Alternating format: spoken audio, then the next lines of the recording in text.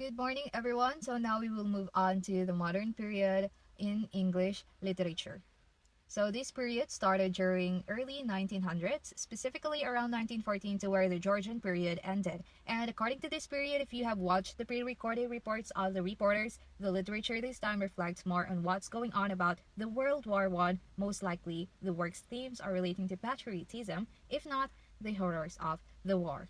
Going back, modern period lasted from the late 19th century to around mid 20th century, and it's like it summarized a series of growing or increasing writing techniques that influenced the course of literary history. And this includes bold experimentation with subject matter, style and form, and encompassing narrative, verse, and drama. I know we are all familiar to this. Well, the other features or characteristics during this time will be discussed in the next slides. Bold experimentation during this period employed a number of different experimental writing techniques that broke the conventional rules of storytelling. And when we say conventional rules, this include following a clear structure, ensuring that the audience can relate, and appealing to their emotions and the like. For instance, if literary works during the Georgian period were about the sentiments of the war, modern period works are mostly not into that. Instead, they include blended imagery and themes, nonlinear narratives, and new knowledge to me, stream of consciousness, which is a free-flowing inner monologue. According to definition, it's a style or technique of writing that tries to capture the natural flow of a character's extended thought process,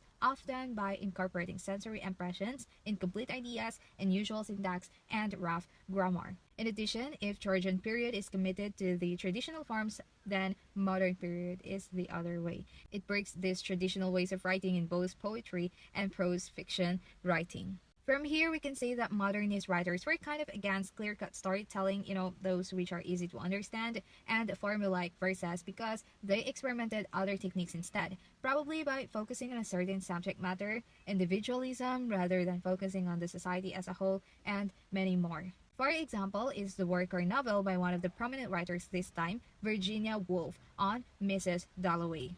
Virginia Woolf, by the way, is an English writer, considered one of the most important modernist authors and a pioneer in the use of stream of consciousness as a narrative device. And as we defined stream of consciousness, it's peculiar, right? Or something unusual. So she combined words in a new and surprising ways to write topics that had not been the focus of mainstream literature previously.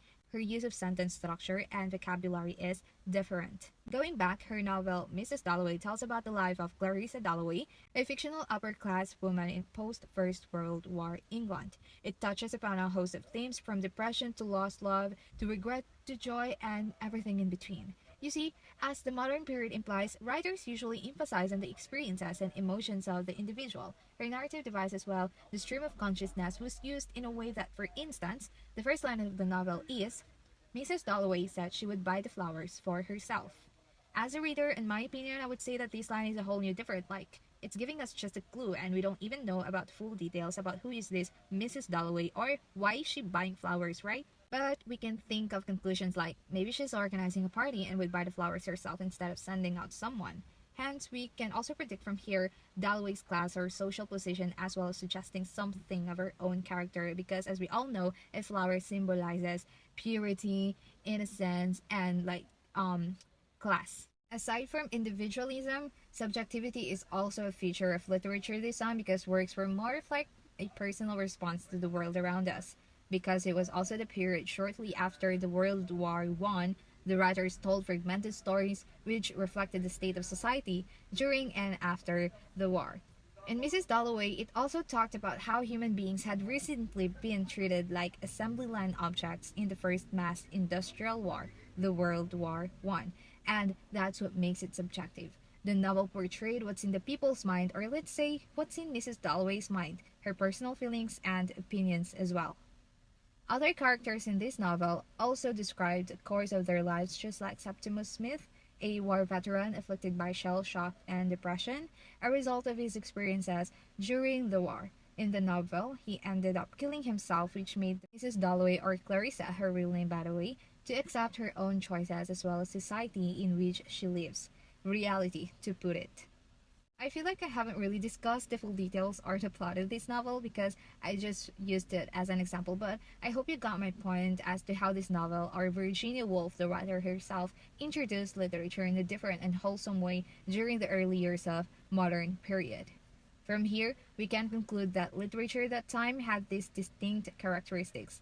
First is experimentation, like the use of nonlinear narratives and stream of consciousness as a device. Second, individualism, typically focusing on the individuals and how they adapt to a changing world, how they deal with difficult circumstances and challenges. And then third, multiple perspectives, the use of multiple characters to emphasize the subjectivity of each of the characters, the use of literary devices such as symbolism and imagery, rather than direct understanding of the character's role. And lastly, free verse, another experimentation at the time with regard to prose and poetry, which will be discussed by one of my girlmates. And free verse meaning it lacks consistent rhyme scheme, metrical pattern, or musical form. Well, what can we say? Modern period allowed writers to express themselves in more experimental ways, which is, in my opinion, much better because we get to use our analytical thinking skills as readers. However, emerging new narration styles at that time would be hard to read and understand, though. It's like we have to walk along the corridors of the writer's minds. It requires deep analysis. The design is very modernism. Kidding aside, though there have been many writers responsible for some of the greatest modern novel works that period, such as David Herbert Lawrence, Virginia Woolf, James Joyce, Aldous Huxley, Joseph Conrad, Dorothy Richardson, Doris Lessing, E.M. Forster, and Graham Greene. These writers from the modernist literature focused on science, philosophy, art, and a variety of creative elements to examine human experience. How do I put it? It's more of like realistic. It deals with all the facts of contemporary life, the pleasant as well as the unpleasant, the beautiful as well as the ugly, and it does not present merely a one-sided view of life. To know more about this period, let us discuss one of the notable writers from here, the novelist James Joyce. James Joyce, or James Augustine Aloysius Joyce, is an Irish novelist noted for his experimental use of language and exploration of new literary methods in such large works of fiction. He was the eldest son of John Joyce and Mary Joyce. They have a good life because his father has a job, but due to disinterest in drinking, this led their family to live in tight financial conditions. But because James was an exceptional child who is very fond of writing and exploring literature, his family encouraged him to get an education. So he attended the Irish schools of Clogos, Wood College, and Belvedere College. Moving on, I really don't know how to pronounce that, but anyway, he moved on to earning a Bachelor of Arts degree, majoring in modern languages from the Royal University in Dublin. Joyce moved to Paris in 1902, where he pursued journalism and teaching. However, he returned to Dublin a year later upon receiving a telegram informing him of his mother's critical condition, but he left again after his mother's death, this time with Nora Barnacle, who would later become his wife. They settled in Trieste, Italy, and he made a living by teaching English, one of the 17 languages he spoke. Like, wow.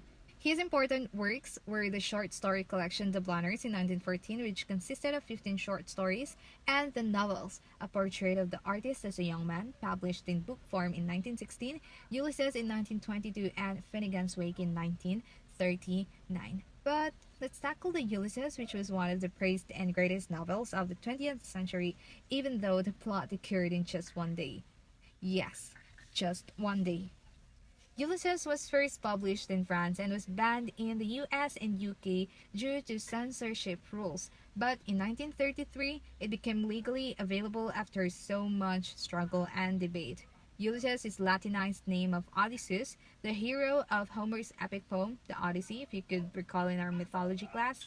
He used this because there are series of parallels between the poem and this novel. In terms of plot, the novel depicts the events of one day, which was during June 16, 1904, in one smallish European city in Dublin, Ireland. Stephen, which is also the protagonist in his previous novel, A Portrait of the Artist of a Young Man, is also a character here. By the way, this novel was his first novel and used the main character Stephen as his alter ego. Many of the events of Stephen's life mirror events from Joyce's own youth, so it's like he is narrating his life in the novel. Going back, here are the characters in Ulysses. Yep, There are a lot, but we are just going to focus on these three principal characters: Stephen Dedalus, Leopold Bloom, and Molly Bloom. Stephen Dedalus, who goes after the real life of James Joyce in this novel, is an intelligent man and he likes music. He seems to exist more for himself in a cerebral way than as a member of a community or even a group of medical students that he associates with. He was extremely religious as a child, but now he struggles with issues of faith and doubt in the wake of his mother's death, which occurred less than a year ago. Leopold Bloom is a 38-year-old advertising canvasser in Dublin. He enjoys reading and thinking about science and inventions and explaining his knowledge to others. Bloom is compassionate and curious, and he loves music, and he is also preoccupied by his separation from his wife, Molly. Marian Molly Bloom is Leopold's wife. She is 30 years old and is described as not well educated, but is nevertheless clever and opinionated. She is a professional singer raised by her Irish father, and she is annoyed to Bloom, especially about his refusal to be intimate with her since the death of their son, Rudy, 11 years ago. These three characters had similarities in terms of music, right? But mostly their lives have major differences. They have different problems and different ways of moving on. So just like other novels, this is also long, but let's go on with the shortcut, because anyway, what we really need to know is how this work and James Joyce, the writer himself, reflects the modern period in English literature. Stephen in here starts his breakfast with his roommates, teaches in a class, goes for a walk, engages in scholarly conversation with other intellectuals, gets drunk, goes to a brothel, and gets knocked out for speaking loosely to a belligerent British soldier. Again, he is haunted by the recent death of his mother. Mr. Bloom, on the other side, makes breakfast for himself and his wife, Molly. He runs some errands in town, attends a funeral, does some business because he works in an advertising, has lunch, gets into a political argument with an Irish nationalist in the pub, relaxes on the beach for an hour at sunset, visits a maternity hospital where a friend is in labor, crosses paths with drunk Stephen, and decides that he should look after him. Of course, the age gap, so he was kind of worried of Stephen, who is in his 20s. Oh, and meanwhile, Bloom's wife, who gets annoyed by her husband, has slept with another man in the afternoon, and Bloom knows about it. Well, maybe he couldn't do something about it because they are not in good terms anyway. So yeah, that's it. That's the bottom line of the novel, since it only depicts the events of June 16, 1904, literally one day. And if you're wondering how Odysseus is connected to this novel, he is the figure of Leopold Bloom. Hence, Leopold Bloom is Ulysses. We learned about his wanderings around Dublin, his city, within just 24 hours. He is curious, decent, pacific, and somewhat timid. Nevertheless, he is just like Odysseus in Homer's poem. They portray similar characteristics: their love for their crew and their determination in achieving goals. They show leadership, care, and ultimately in taking charge of their lives. Stephen, on the other hand, aside for representing the life of James Joyce, is reflected as Telemachus in the Odyssey, the son of Odysseus. What makes this novel a modernist is the use of stream of consciousness, a distinct feature of literature that period, to where the readers know all of Bloom's thought on that specific day. That after his psychological and literary wanderings, he goes home to his unfaithful wife, Molly, who has spent the rest of her day on the bed with her lover, Boylan. James Joyce attempted to capture the total flow of the characters' consciousness rather than to limit themselves to rational thoughts. Very experimental, right? And non-linear as well. But for us readers, the inner monologue of these characters felt like we also had an access to their unfiltered thoughts, to the people and the places they encounter. By the way, inner or interior monologue is a narrative technique that exhibits the thoughts passing through the minds of the protagonists. So it encompasses several forms, including dramatized inner conflicts, self-analysis, imagined dialogues, and rationalization. So what makes this novel an innovative masterpiece is its idea of humanity and history. Joyce attempted to capture the history of both the world and literature, especially that he used Odysseus as a comparison, or he used this poem to compare the stories. Like there are parallels between the novel and the poem. Well, according to some commentaries, despite its interesting structure and function, Ulysses remains a very difficult and patient endeavor. Behind every sentence, there's a hidden literary reference. The design is very modernism, right? Again, with peculiar characteristics. This novel, which was already known because of the censorship troubles, became immediately famous upon publication. And for your information, every year, June 16 is marked as Bloomsday, the day on which fans of James Joyce's 1922 novel Ulysses celebrate this modernist masterpiece. It is also the day, of course, to which all of the events in the novel took place. To sum up my discussion, the modern period introduced us to a whole new definition of literature, to where authors and writers used a number of different experimental writing techniques such as nonlinear narratives, the stream of consciousness, which is very new to us, or inner monologue. Modernism was a break with the past and the concurrent surge for new forms of expression. It fostered a period of experimentation in the literature and arts from the late 19th to the mid 20th century, particularly in the following years of World War I.